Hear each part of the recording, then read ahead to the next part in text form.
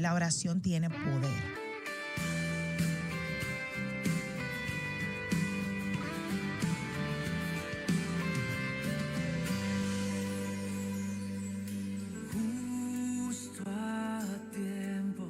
Bienvenidos a tu programa Justo a Tiempo, donde encontrarás una palabra de aliento, esperanza, que fortalecerá tu corazón y enriquecerá tu espíritu. Acompáñanos. Sobre mí, justo a tiempo. Un saludo, muchas bendiciones a quienes nos estén acompañando el día de hoy. Y sí, tenemos una special guest que es nuestra amiga y compañera y está aquí para platicarnos sobre su historia. Déjate, platico un poquito. Sí, qué bonito. Tenemos con nosotros a nuestra amiga Annie Ogando desde la República Dominicana. Amén. Annie, bienvenida a nuestro programa, Justo a Tiempo. Gracias por la invitación. Sí, tenemos mucha curiosidad de conocer un poco más de tu llamado a las naciones. Y para platicarles un poquito, Annie está involucrada en misiones de a corto plazo desde su adolescencia. Realizó su escuela de misiones con Jucum, que es Juventud con una Misión, una organización con la cual sirve hasta el día de hoy como voluntaria. Wow. Estudió educación y realizó una maestría de educación cristiana, lo cual le ha permitido ministrar a muchos estudiantes por un periodo de 26 años. Ama la diversidad cultural y los idiomas. Esto es muy bonito. Vivió 5 años en la selva de las Amazonas con grupos de indígenas sirviendo a tiempo completo. Wow. Bueno, como ustedes dijeron, vengo de la República Dominicana. Estoy muy honrada de estar aquí. Mi experiencia a tiempo completo en Perú marcó mi vida y fue un antes y un después en cuanto a misiones y la forma en ver el mundo y el plan de Dios. Estamos emocionadas de escuchar lo que Annie tiene tanta sabiduría, tantas experiencias, anécdotas que sé que van a traer luz, van a traer aliento a las personas que se encuentran escuchando en este momento, que tienen Dios ha puesto ese llamado en ellas, pero no saben cómo empezar. Y creo que vamos a dar aliento este día, ¿no? Amén, amén, así es. Sí, yo quisiera leer un versículo en Mateo 28, 19, que va exactamente como anillo al dedo a este tema, ¿no? Sí, totalmente. Dice, por tanto, id y hacer discípulos a todas las naciones, bautizándoles en el nombre del Padre, del Hijo y del Espíritu Santo. Wow. Así que creo que no es algo que solamente se le ocurrió a ciertas personas, no solamente ir, no, es un llamado que Dios puso a todos. Algunos lo hacemos local, ¿ok? Algunos lo hacemos local, pero hay personas que son llamadas internacionalmente, hay otras que son llamadas a solamente hacerlo a la familia. Así que... Sí. Entonces, mira, yo sé que tienes un llamado a las misiones. ¿Podrías compartir el momento o la etapa de tu vida en la que sentiste por primera vez el llamado a las misiones y cómo ese llamado ha marcado el caminar de hoy? Bueno, mi primer contacto con un misionero fue a los 9 años. Era una señora que se llama Katy Novelo y ella vino en un barco misionero. Ellos hacían dramas, coreografías, predicaban y al final yo ni siquiera hablaba inglés, no sé ni cómo era que nos comunicábamos, pero ella se hizo muy amiga de mi mamá y antes de irse ella me dejó una postal con la foto del barco y un saludo. Y eso como que hizo una impresión muy grande en mí. Y a los 15 años yo asistí a un campamento de adolescentes. Estaban hablando sobre una tribu en el desierto del Sahara que se parecían físicamente a los dominicanos, hablaban español y eran unas personas que vivían en el desierto expulsadas de Marruecos y que no tenían casa, eran nómadas. Entonces, que no conocían al Señor. Y era un campo misionero difícil, pero en ese momento yo recuerdo que yo pensé, bueno, las cosas que son difíciles para la mayoría de la gente no lo son. La comida, yo puedo comer lo que sea, puedo dormir donde sea, y si hablan el mismo idioma, entonces bien. Lo que más me impactó ese día era que la persona que nos compartía decía que esas personas no sabían que Jesús había muerto por ellos. Entonces yo pensé, yo he conocido a Jesús desde los 2 años y hay gente que no lo conoce y yo no podía concebir que gente así existiera. O sea, había como una urgencia de ir y hablarles. De ahí eso marcó mi vida en el sentido de que siempre hice misiones de corto plazo. Habían grupos de una agencia misionera que se llama Juventud con una Misión. Y una vez al mes salíamos por un fin de semana a predicar. En los veranos íbamos 2 semanas por el país a predicar y evangelizar. Luego de eso hice la escuela de misiones a los 17 años con esa misma agencia misionera. Y decidí estudiar una carrera que me permitiera entrar como obrero biocupacional, porque donde yo sentía que debía ir era donde la gente nunca había escuchado y donde era difícil, donde nadie quería ir. Entonces, la estrategia para entrar a esos países es entrar como un obrero que trabaja. Entonces, ya yo hablaba inglés, así que dije, bueno, no me gustaba la medicina, así que, bueno, voy a estudiar educación porque un profesor lo necesitan en todos lados, un profesor de inglés lo necesitan en todos lados. Entonces, esa fue la forma de elegir carrera, fue pensando en el campo misionero. Te preparaste con una herramienta que tú podrías utilizar en cualquier situación, en cualquier campo, con cualquier tipo de cultura, la enseñanza, ¿verdad? Exactamente. Sí, wow, desde la niñez empezando a entrenarse porque ella ya conocía la meta que quería, donde quería llegar y dice, aquí está la herramienta que necesito y la voy a perfeccionar. Y buen trabajo. Así es. ¿Y en tu familia ya había varios misioneros o cómo era que nació ese? Obviamente Dios puso eso en ti, pero ¿cómo era porque ya estabas dentro yendo cada fin de semana, dices que ibas, ¿no? O una vez al mes ibas a... Bueno, estos misioneros llegaron a nuestra iglesia, que era una iglesia pequeña en ese tiempo, algunas 50 personas llegaron y no había base misionera en República Dominicana. Entonces, los misioneros se quedaban en la casa de nuestros pastores.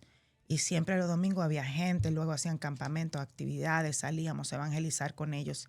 Y me pareció una vida muy atractiva, muy emocionante poder hablarle a las personas acerca de Jesús, pero también usar las artes escénicas para hablarle a la gente acerca de Jesús.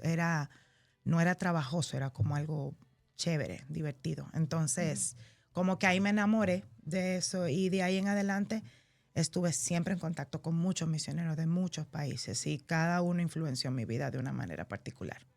Wow. Artes escénicas. Sí, me encantan las artes escénicas. Teatro. Porque son una forma creativa de comunicar el evangelio y que traspasa también culturas e idiomas. Una gente, aunque tú no hables el idioma, tú puedes entender un drama o una canción. Sí. La música une muchísimo a la gente. ¿Y qué historias nos puedes contar desde el campo misionero? ¿Qué historias, cuáles han sido algunas de las experiencias más transformadoras dentro de que vistes o que viviste en esas comunidades donde visitaste con los indígenas de Perú? No sé, algo que haya impactado que todavía te acuerdas. Yo me acuerdo de algunas que recuerdo que me acuerdo que una vez nos contaste de una bebida. ¿Te acuerdas? Esa bebida sí, que se masticaba. Y desde entonces me la contaste esa historia hace como más de 5 años y todavía me acuerdo. Sí, cuando Dios te llama también a una cantidad de aventuras con Él. Y creo que una de las cosas que siempre mantuve en el corazón es que lo que más me impresionara fuera ver a la gente venir a Jesús. Cuando compartíamos la película de Jesús, porque estas culturas usualmente son orales, no saben leer y escribir.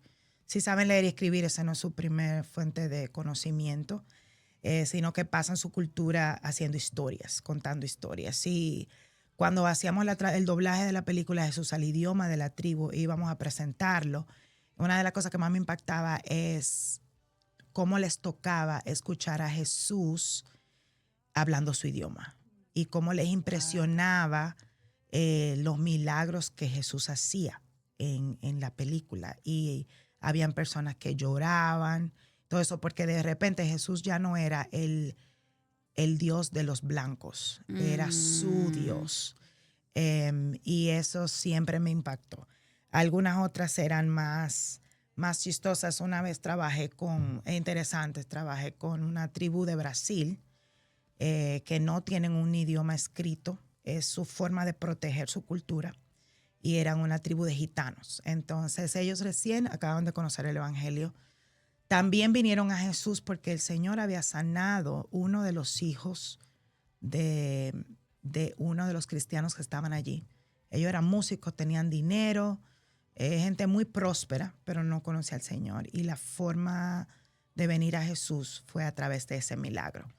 Cuando yo los conocí tampoco tenían canciones de alabanza y adoración en su idioma, pero como tienden a ser personas muy espirituales, cuando estábamos orando o ellos cantaban en portugués, se sentía una presencia del Señor muy hermosa. Eran personas que era hermoso ver cómo el Evangelio acabando de llegar tenía un impacto increíble en ellos. Con ellos tuvimos que convivir, y también en la traducción de la película algunas cosas no eran traducibles, como la parábola del sembrador.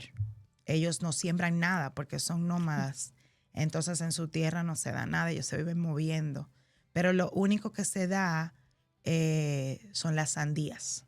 Entonces ellos no entendían, cuando estaban traduciendo la película, no entendían cómo traducir el sembrador, salió a sembrar y sembró semillas, pero desde que cambiaron para el sembrador salió a sembrar sandías, de una vez tenía sentido. Wow.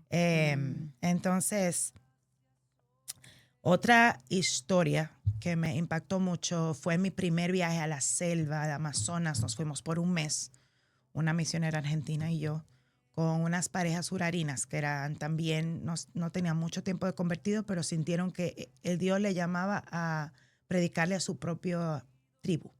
Entonces nos fuimos todos, y el papel de mi amiga y yo era pasar el día discipulando a los nuevos creyentes que ahora eran misioneros, y ellos entonces predicaban a su gente.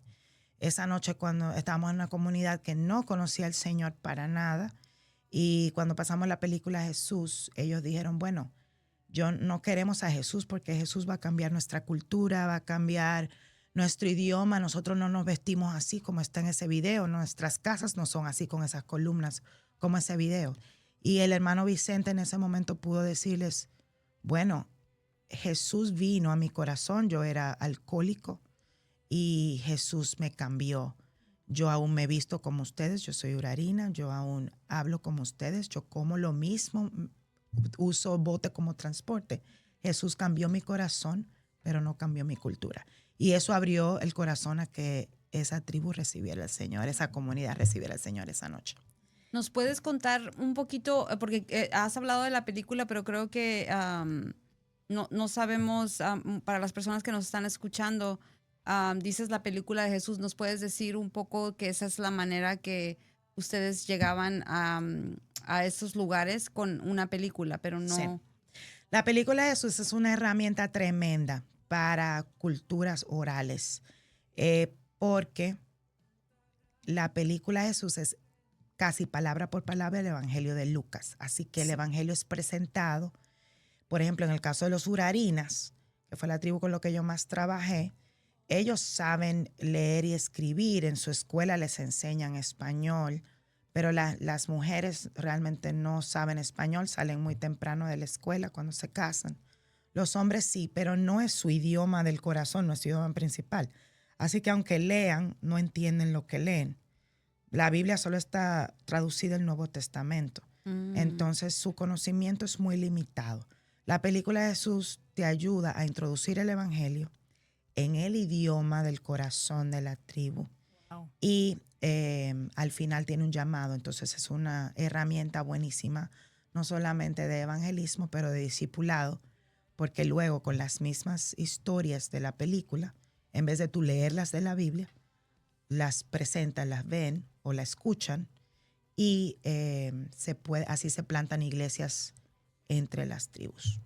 Wow. Y es una película que fue grabada con actores misioneros o Esa película es bien antigua, hace mucho tiempo que se grabó y es una herramienta de cruzada estudiantil y profesional para Cristo.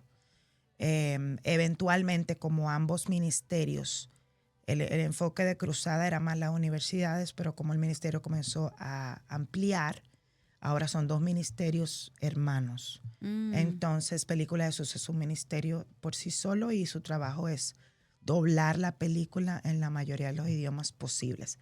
Los actores de voces son personas de la tribu y no necesariamente son cristianas. Wow. Cuando uno va a evangelizar, uno busca algo que se llama un hombre o mujer de paz. Porque si tú estás entrando en una comunidad donde nadie es cristiano, lo mismo pasa con los traductores de la Biblia, siempre hay alguien que te da la bienvenida, que es como el que te introduce a los demás, a la cultura. Y eso es lo que se llama un hombre o una mujer de paz. Y a veces esas mismas personas son las que ayudan, muchas veces son los niños, que son los más curiosos, los más vivos. Entonces uno los usa para ayudar en la traducción y la grabación de la voz. Annie, tú has estado en Brasil, en la selva de Perú, en las Amazonas, en otro lugar también. En Ecuador, sí, en Sí. Sudamérica, donde hay tribus. Con las tribus indígenas, muy bien. Es muy bonito relacionarte y hacer con un network con personas y grupos que ya están en esto y ofrecen herramientas para poder traer a Jesucristo a las naciones. A mí me impacta mucho un versículo de la Biblia en Hechos 1, capítulo 1, versículo 8, que dice: pero recibiréis poder cuando haya venido sobre vosotros el Espíritu Santo, y me seréis testigos en Jerusalén, en toda Judea, en Samaria y hasta los confines de la tierra. Tú tienes una revelación de ese versículo. ¿Nos podrías compartir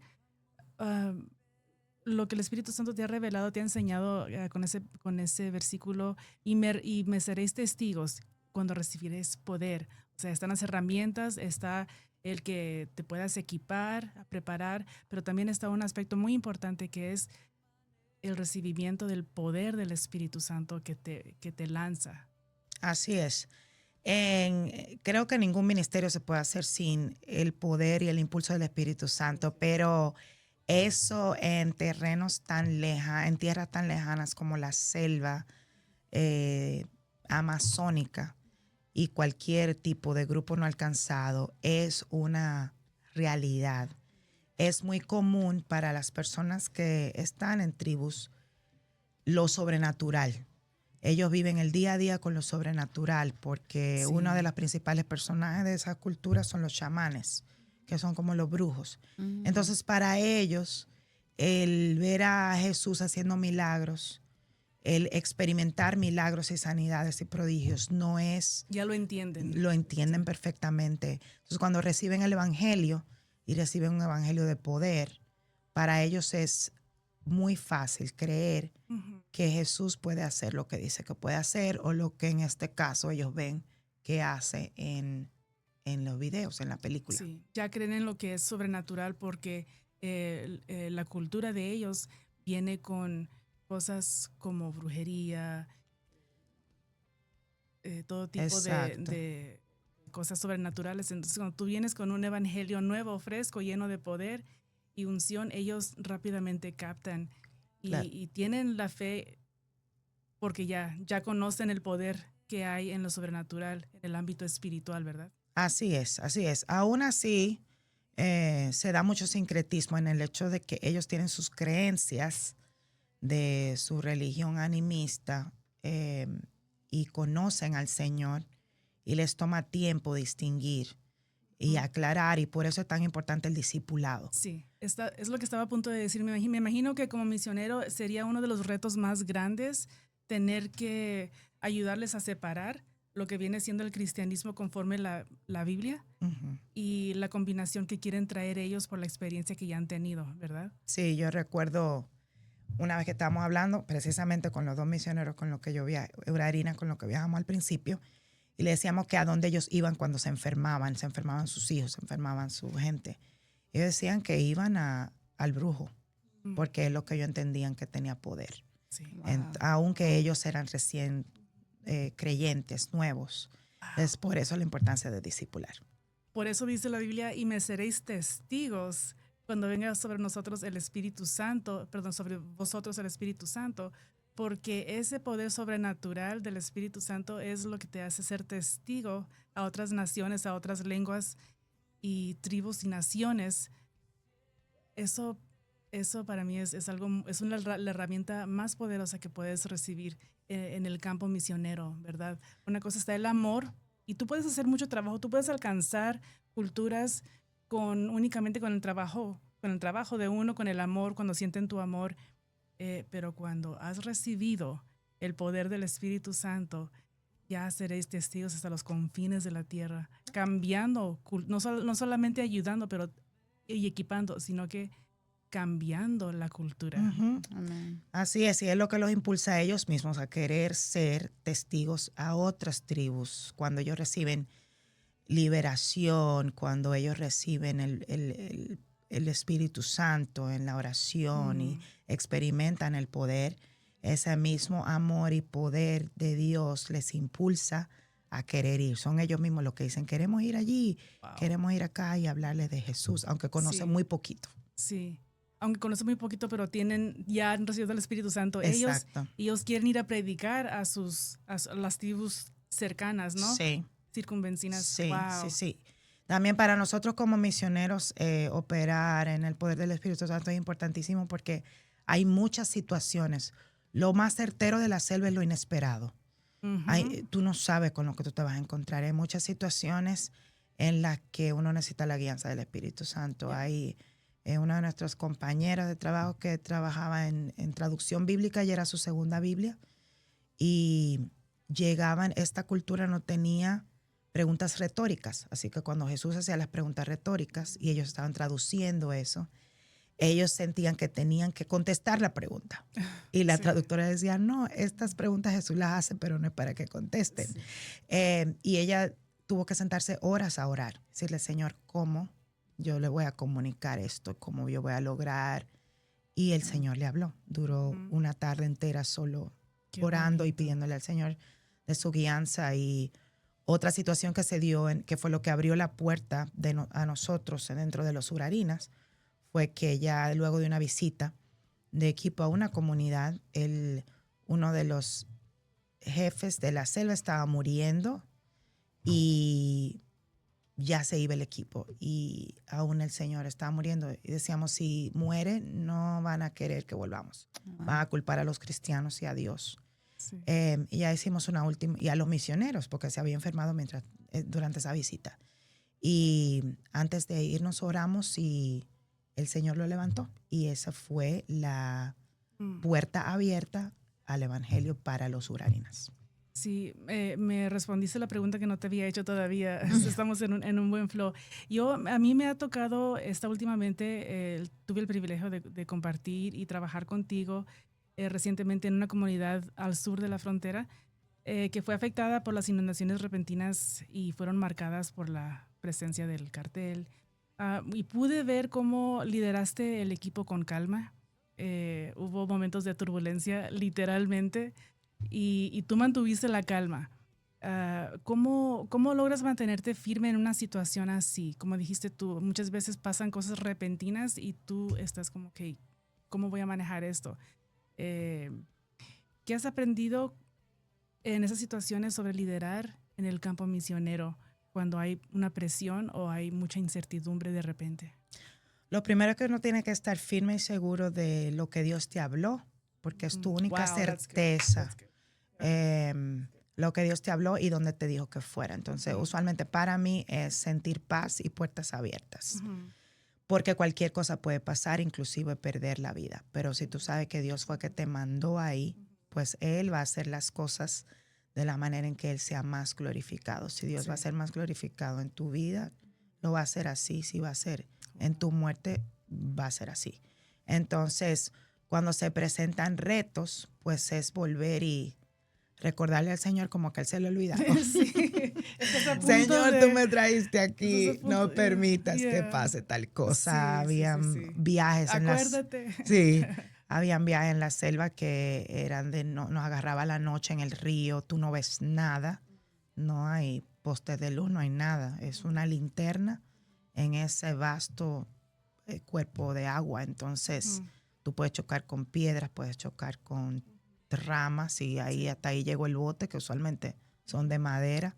Wow. Y muchas cosas pueden pasar, la malaria, y más cuando uno está a cargo de un grupo, entonces, que hay que cuidarlo. Me tocó hacer una del doblaje de la película Jesús en un terreno donde hay narcotráfico y droga, de eso se vive. De hecho, el problema, el reto de la iglesia en ese lugar es que los hermanos y los pastores se van de la iglesia, dejan el evangelio para sembrar coca. Entonces, Wow. ahí me tocaba cuidar a 2 misioneras de la película Jesús. Éramos 3 mujeres en un terreno así. Pero sabíamos que era importante que el evangelio llegara a ese lugar. Entonces, Dios fue fiel en protegernos. Wow. Y un mensaje ¿qué mensaje le darías a la iglesia occidental, dado que has trabajado directamente con comunidades indígenas en el campo misionero? Que quisieras que la iglesia americana o la cultura occidental comprendiera mejor sobre el trabajo misionero, para invitar a la iglesia americana a reflexionar. Sí, pienso que, y me pasó a mí al llegar a Perú, uno va con la idea de que uno es el salvador del mundo, porque uno viene supuestamente de una cultura más desarrollada, tiene más conocimiento, ha ido a la universidad, todas estas cosas. Y uno tiende a pensar que uno va a ir a enseñarle a esa cultura cómo se hacen las cosas.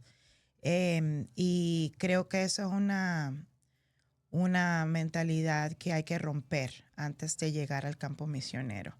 Hay que ir con humildad ya a bendecir y acompañar lo que ya Dios está haciendo, porque el ministerio no es de uno, ya el Espíritu Santo ha comenzado, ha ido delante de uno a hacer, y es como unirse al trabajo que ya Dios está haciendo. Pienso que entender también que no es un trabajo de una persona. Antes las misiones tendían a ser muy territoriales. Todavía existe un poco de eso. Bueno, que si este es mi grupito al que estoy ministrando, nadie más puede venir. Y tuvimos algo de eso también en Perú. Nadie más puede venir porque yo llegué primero hacia ese tipo de mentalidad conquistadora de Colón. Entonces, entender que la tarea no es de uno solo, que es de equipo. Aún los mismos indígenas tienen su parte, los nacionales tienen su parte y los extranjeros tienen su parte. Y es como encontrar cuáles son las cosas que Dios le ha dado a los extranjeros, que le ha dado a los nacionales y que le ha dado a los indígenas, para que se cumpla la tarea de que el evangelio llegue a todos los lugares y que entonces Cristo pueda venir. Y creo que a mí siempre me ha impactado eso, porque escuchando los retos, porque teníamos una pregunta que eran los retos, pero ya hablas desde los retos, y una persona que está escuchando ahorita esta entrevista, pues puede uno tener miedo, pero uno recuerda la palabra y les daré poder. Uh-huh. Y ese poder me ha impactado cómo hablas el idioma, me ha impactado la forma en que tú los retos los has, y yo sé que no eres tú, es el poder que Dios Amén. ha puesto en ti. Y cómo podemos animar, porque esto es algo que es como de relevos, porque no toda la vida vas a estar haciendo misiones, quizás. Va a llegar un tiempo en el que hay que dar ¿cómo se dice ese relevo? Batón, sí. Batón. ¿Sí es una palabra en español esa? Uh-huh. No sé.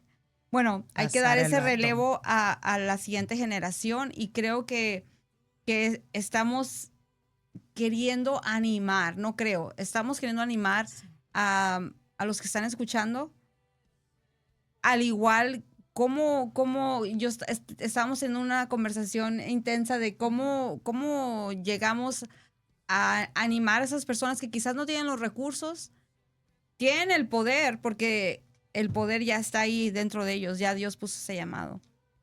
¿Cómo animamos? Bueno, mi consejo sería involucrarse de cualquier manera y desde donde uno esté. Hay muchas cosas que uno puede hacer, pero básicamente orar es una de esas. ¿Cómo podemos orar? Podemos orar eligiendo una guía. Hay muchas guías de oración misionera y podemos empezar a orar por esas naciones. Si nos queremos enfocar en los no alcanzados, bajar una guía del internet y comenzar a interceder. En esa intercesión, Dios nos va a ir guiando poco a poco en cuál es nuestra parte, si debemos involucrarnos más allá. Yo tengo la certeza de que lo que nos mantuvo a salvo en la selva eran las oraciones de tantas personas que no conocían. A mí nunca me dio malaria y nosotros estábamos en lugares infestados de mosquitos todo el tiempo, sin hablarte de las serpientes, que también son muy común, y muchísimos otros retos. Y viajábamos con los niños de mis amigos, de los otros misioneros. Chiquiticas, nunca les ha dado malaria tampoco. Entonces, la oración tiene poder. La oración llega donde Amén. nosotros no podemos llegar físicamente. Entonces, aunque uno piense que está haciendo un poquito, orando por un misionero o por una nación, esa oración tiene mucho poder Wow. y ayuda a penetrar en lo que el enemigo está haciendo y que sea el Señor trabajando en los corazones de esa gente. El otro es dar. Podemos dar de cualquier forma. Ahora que ya yo no estoy en el campo misionero a tiempo completo, yo me aseguro de estar dando a algún misionero o algún proyecto misionero en el que yo creo.